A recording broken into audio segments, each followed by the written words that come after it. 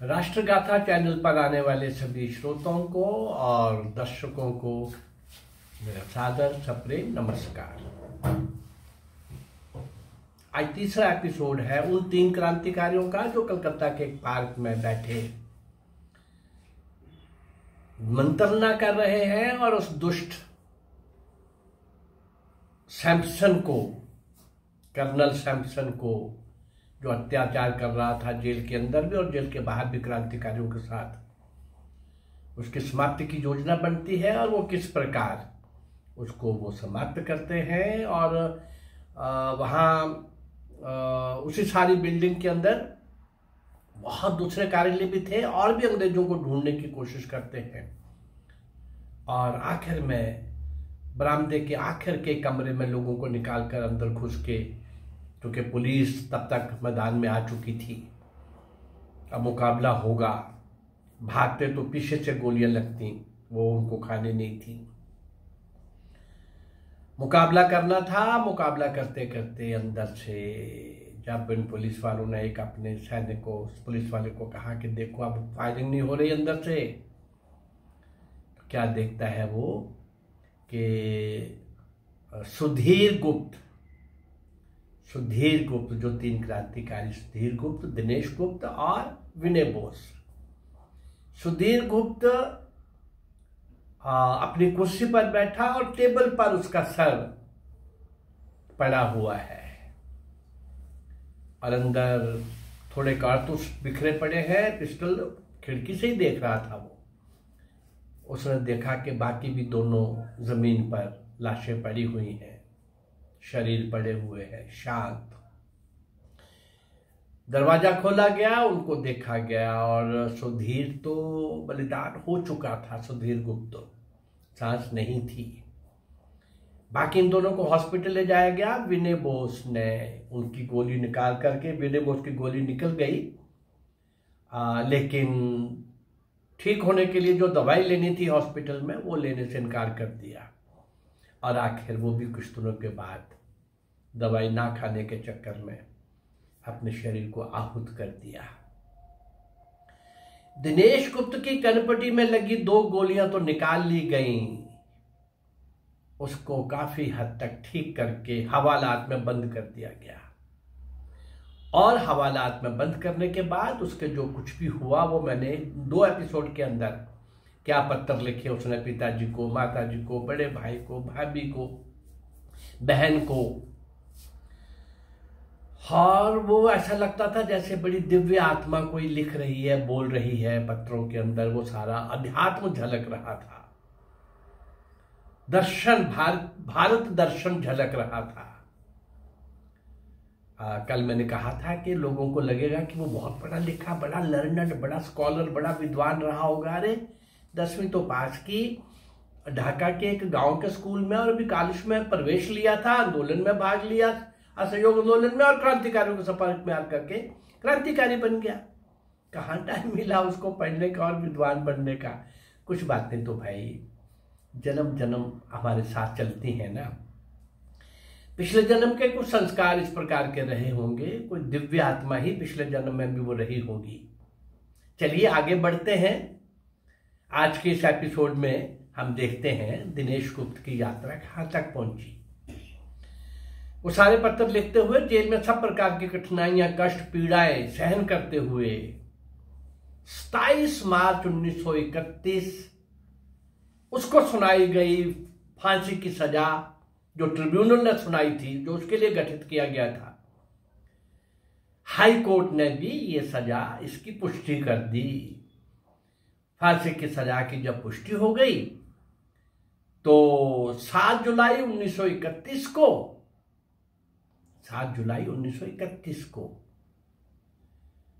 दिनेश गुप्त को फांसी के फंदे पर झुला दिया गया। लेकिन इस अवधि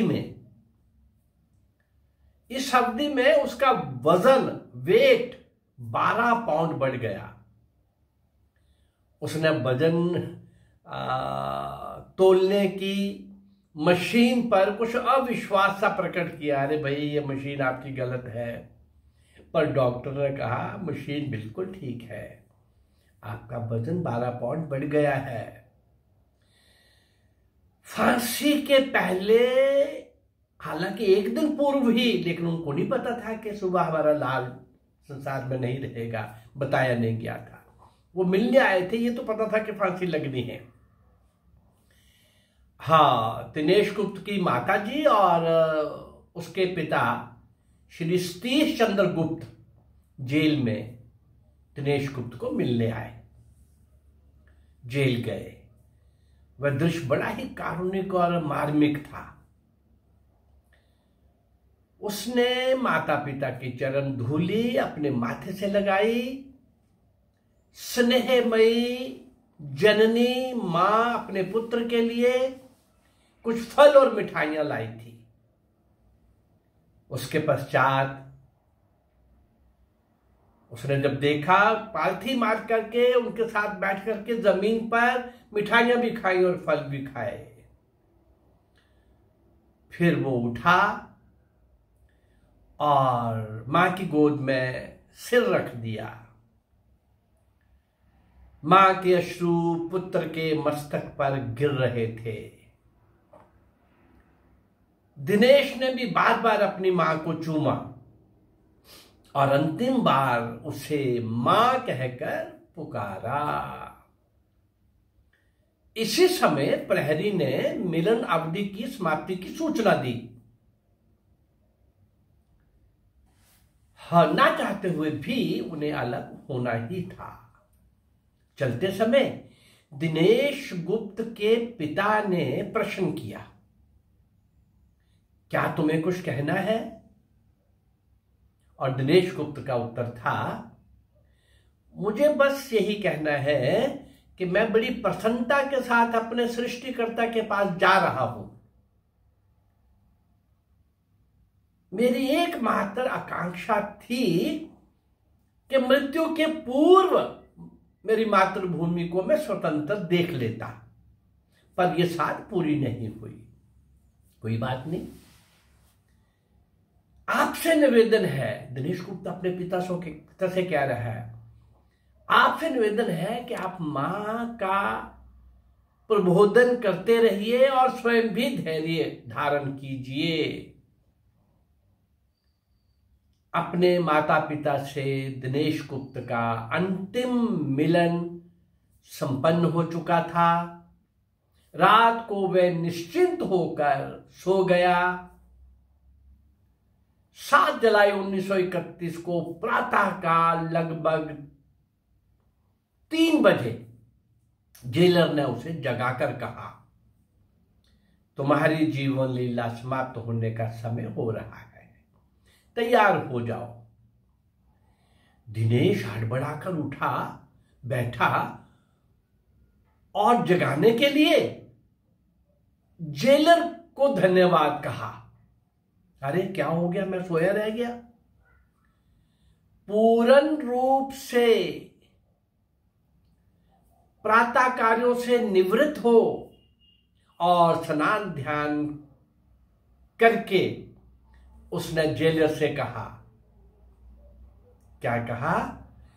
सृष्टिकर्ता से मिलने के लिए मैं तैयार हूं। और वह जेलर के पीछे पीछे चल पड़ा।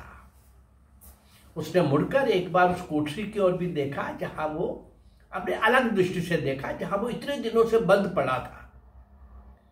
मृत्यु मंच की सीढ़ियों पर बड़ी गति के साथ चढ़ गया, यानी फांसी के तख्ते पर बहुत गति के साथ। हाँ, सीढ़ियों पर तो चढ़ना था ही था, लेकिन वो जो प्रक्रिया और क्रिया जो चल रही थी वो जेलर को भी हैरान कर रही थी। 7 जुलाई 1931 को 1931 को प्रातः ठीक 3:45 बजे दिनेश गुप्त को अलीपुर सेंट्रल जेल में फांसी के फंदे पर झुला दिया गया, चढ़ा दिया गया। दिनेश गुप्त ने अंतिम सांस ले ली 3:45 बजे प्रातः 7 जुलाई 1931 को। आप कमाल देखिए कि दिनेश गुप्त की फांसी की तारीख और समय की सूचना उसके परिवार वालों को भी नहीं दी गई। ये अन्याय था, ये कानून नहीं था। सूचना देनी पड़ती है ताकि वो लाश ले जाए, पर गड़बड़ कुछ और थी, उनको भी सूचना नहीं दी गई। हाँ, तारीख और समय उनको भी नहीं बताया गया, और उसकी फांसी के समय कोई उपद्रव न खड़ा हो, इसलिए बहुत बड़ी संख्या में पुलिस का भी वहां पर प्रबंध कर दिया गया था, और बहुत ज्यादा पुलिस वाले जेल के आसपास काफी संख्या में घूम रहे थे, और उस और किसी को आने जाने की अनुमति नहीं थी। जेल के अंदर अन्य कैदियों को भी अलग बैरकों में बंद कर दिया गया था। फांसी के पश्चात जेल के अंदर ही दिनेश गुप्त की अंत्येष्टि क्रिया संपन्न की गई। जेल के अंदर उठते हुए धुएं को देखकर लोगों ने अनुमान लगा लिया कि दिनेश गुप्त को फांसी हो गई, और उसका दाह संस्कार पूरा कर दिया गया। दिनेश के बड़े भाई यतीश गुप्त जेल पहुंचे तो केवल उन्हें संस्कार देखने की अनुमति मिली, उस संस्कार में सम्मिलित होने की अनुमति नहीं मिली। कलकत्ता के नीमतल्ला शमशान घाट के पुरोहित द्वारा अंत्येष्टि क्रिया संपन्न कर दी गई। यतीश गुप्त ने मजिस्ट्रेट के साथ अपने भाई की अंत्येष्टि क्रिया को दूर से देखा, और संपन्न होते ही मजिस्ट्रेट के साथ ही वापस उसको जाना पड़ा, और कहा कि आप हमारे साथ चलो, यहां नहीं रुक सकते आप, और भी लोग आ सकते थे। दिनेश गुप्त इस दुनिया से जा चुका था, पर उसके अंतिम शब्द वातावरण में गूंज रहे थे। क्या थे वो शब्द? भारत माता की बलिवेदी पर आत्मोत्सर्ग करने का सुयोग पाकर मैं अपने आप को धन्य समझता हूं, मैं अपने आप को धन्य समझता हूं। भारत माता की जय, भारत माता की जय, भारत माता की जय। ये आखिरी शब्द थे फांसी के तख्ते पर झूलने से पूर्व, वो जो क्षण थे जब जो उसने बोला। 3 क्रांतिकारी कहां से यात्रा शुरू होती है, और किस प्रकार का कितना बड़ा संघर्ष, कितनी बड़ी कठिनाइयां, कितने बड़ी यातनाएं, कितना बड़ा पुलिस के मुकाबले में जख्मी होना, गोलियां लगना, गोलियों का निकलना, विनय बोस का दवाई ना लेकर के प्रस्थान कर जाना, सुधीर गुप्त का वैसे ही वहीं पर लुढ़क जाना, और दिनेश गुप्त की लंबी यात्रा के अंदर उसके लिखे गए पत्रों द्वारा उस दिव्य आत्मा का अलग परिचय होना। और 7 जुलाई 1931 को, और फिर उससे पूर्व डॉक्टर का ये कहना कि तुम्हारा 12 पाउंड वजन बढ़ गया है।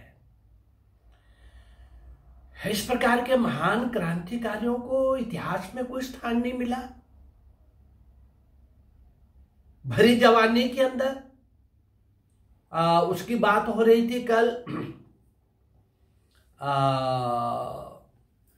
यही दिनेश गुप्त की आयु क्या थी? 20 वर्ष। ढाका के गांव के छोटे से स्कूल में, एक स्कूल में मैट्रिक की परीक्षा उत्तीर्ण करने के बाद कॉलेज में प्रवेश किया, और असहयोग आंदोलन में भाग लिया, क्रांतिकारियों के संपर्क में आया और क्रांति में कूद गया। इतनी छोटी आयु के नौजवानों ने, युवक युवतियों ने, बाल बालिकों ने, किशोर किशोरियों ने, हर आयु वर्ग के लोगों ने भारत मां की स्वतंत्रता के लिए स्वयं को आहूत किया, गुलामी की बेड़ियां भारत मां की काटने के लिए खुद कटना स्वीकार कर लिया और इतनी बड़ी अंग्रेज सत्ताशाही को सशस्त्र चुनौती देने का साथ शौर्य और वीरता का कमाल का पृष्ठ लिखा, पर पृष्ठ वो इतिहास के अंदर जोड़ा ही नहीं गया। और हमें बताया गया कि आजादी, जिन दो लोगों का नाम लिया जाता है नेहरू और गांधी का, एक लाठी नहीं खाई उन्होंने भाई। अच्छा, कांग्रेस का तो मैं बताता ही हूं कि अंग्रेज शुरू करने वाला था और शुरू में कांग्रेस के कौन मंच पर कौन लोग थे, किन लोगों को उन्होंने इकट्ठा किया था। और वीर सावरकर क्रांतिकारियों के सम्राट 1910 में जब उनको 2 जन्म का कारावास की सजा सुनाई गई, तो तब तक 1915 तक कांग्रेस के प्रेसिडेंट अंग्रेज हुआ करते थे। भारत सरकार के ब्रिटिश जो सेक्रेटरी हुआ करते थे वो इसके प्रेसिडेंट हुआ करते थे, और उस समय भी, उस सजा के समय भी प्रेसिडेंट अंग्रेज था।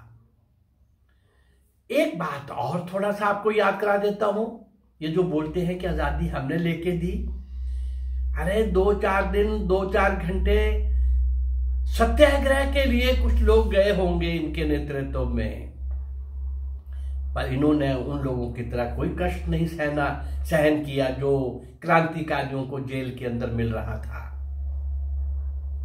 उनको जो प्रसाद मिल रहा था उनमें से थोड़ा सा भी ये चख लेते, थोड़ा टेस्ट कर लेते, तो पता लग जाता कि ये कितने बड़े देशभक्त हैं। एक बात तो पूछनी बनती है भाई, मैं आपको बीच बीच में कभी कभी याद कराता हूं, इनसे पूछो जरा कांग्रेस वालों से कि पूरे 190 साल के इतिहास में जो मैं आपके सामने ला रहा हूं 1757 से 1947 तक का, इस पूरे संघर्ष में, अंग्रेजों के साथ लड़ाई में, सशस्त्र चुनौती देने वाले और सब प्रकार के संघर्ष में लाखों लोगों के कुर्बान होने का इतिहास है। इस सारे लाखों लोगों में इनसे ये पूछो, एक भी कांग्रेसी लीडर जो फांसी के तख्ते पर झूला हो, एक नाम। इन पूरे 190 वर्षों में एक भी कांग्रेसी लीडर जो अंग्रेजों की गोली से मरा हो, एक नाम। एक भी कांग्रेसी लीडर जिसने काला पानी की सजा घोर नारकीय उसको मिली हो और वो गया हो, एक नाम। काला पानी कौन जा रहे थे, जेलों के अंदर दम कौन तोड़ रहे थे, फांसी के तख्ते पर कौन झूल रहे थे, और आखिर में नेताजी सुभाष चंद्र बोस की आजाद हिंद सेना की उनको चुनौती हिला गई और बोला। इटली ने, ब्रिटिश के प्रधानमंत्री ने पूछा गया जब, क्या भारत को क्यों छोड़ रहे हो, क्यों वहां से आ रहे हो हट के, क्यों वहां से निकल रहे हो, और किसी एक ने साथ में पूछ लिया, क्या क्विट इंडिया मूवमेंट से तुम डर गए हो, और इटली ने जवाब दिया, अरे वो तो 15 दिन में हमने समाप्त कर दी थी, दबा दिया था। 15 दिन के अंदर वो फेल हो गई थी, नेता बंद हो गए थे और कुछ भी नहीं था, नीचे नीचे कुछ था। क्रांतिकारियों ने वो मंच संभाल लिया था, बहुत कुर्बानियां हुई उसके अंदर भी, लेकिन वो प्रतिष्ठित कांग्रेसी उनमें कुर्बान होने वाले कोई नहीं थे। सब क्रांतिकारी थे और क्रांतिकारियों के समर्थक थे जो कुर्बान हो रहे थे, बलिदान हो रहे थे। ऐसे कुर्बान और बलिदान होने वालों की संख्या बहुत अधिक है। 588 588 वीडियोस मैं आप तक पहुंचा चुका हूं। इसी 190 वर्ष की लगभग मुझे लगता है कि शायद 650-700 वीडियोस और ऐसे कम से कम 1500 क्रांतिकारी मैं आपके सामने ला रहा हूं। और जब मैं सिंध के राजा दाहिर से नेताजी सुभाष चंद्र बोस तक का कार्यकाल लूंगा तो नेचुरली ये संख्या हजारों में जाएगी। इन सबको आपके सामने लाने का, जो भुला दिए गए, जिनका कहीं कोई नाम नहीं आया, और कुर्बानी और बलिदान कमाल का, अनूठा रोंगटे खड़े कर देने वाला। हर क्रांतिकारी का अलग इतिहास है, अलग कुर्बानी है उसकी, अलग तरह से वो अंग्रेजों के साथ संघर्ष करता हुआ आहूत हो गया, देश के काम आ गया, देश की स्वतंत्रता के लिए समाप्त हो गया, बलिदान हो गया। उन सब लोगों को मैं कितना आपके सामने ला सकूंगा, एक प्रयास है, एक प्रयास है। 100% तो मेरे लिए भी भाई ढूंढ के लाना कठिन है, लेकिन अधिकांश ऐसे लोग जो फांसी के तख्ते पर गए और जेलों के अंदर कठोर यातनाएं सहन करते हुए दम तोड़ गए और काला पानी जैसे घोर नार किए, इन सब लोगों को, बाल बालिकाओं को, किशोर किशोरियों को, युवा युवतियों को, हर आयु वर्ग के लोगों को, नायक नायिकाओं को, क्रांतिकारी वीर वीरांगनाओं को तो मैं आपके सामने रखूंगा ही। इनसे भी अतिरिक्त भाई लाखों की संख्या में लोग देश की स्वतंत्रता के काम आए हैं। और 1947 का वो पार्टीशन, वो भारत माँ के अंग जिस तरह से काटे गए और जितने लोगों को उस समय जितने लोग जिस ढंग से समाप्त कर दिए गए, वो भी बड़ा घृणित चैप्टर है। उसको भी जब वो समय आएगा उसको भी लेना पड़ेगा, बताना पड़ेगा। और जो बच गए थे यहां पर, जो पाकिस्तान नहीं गए, उन्होंने यहां और कई पाकिस्तान बनाने की योजनाएं खड़ी कर ली। वो भी मैं आपके सामने समय समय पर वो चैप्टर भी लाता रहूंगा, वो पृष्ठ भी आपके सामने रखता रहूंगा।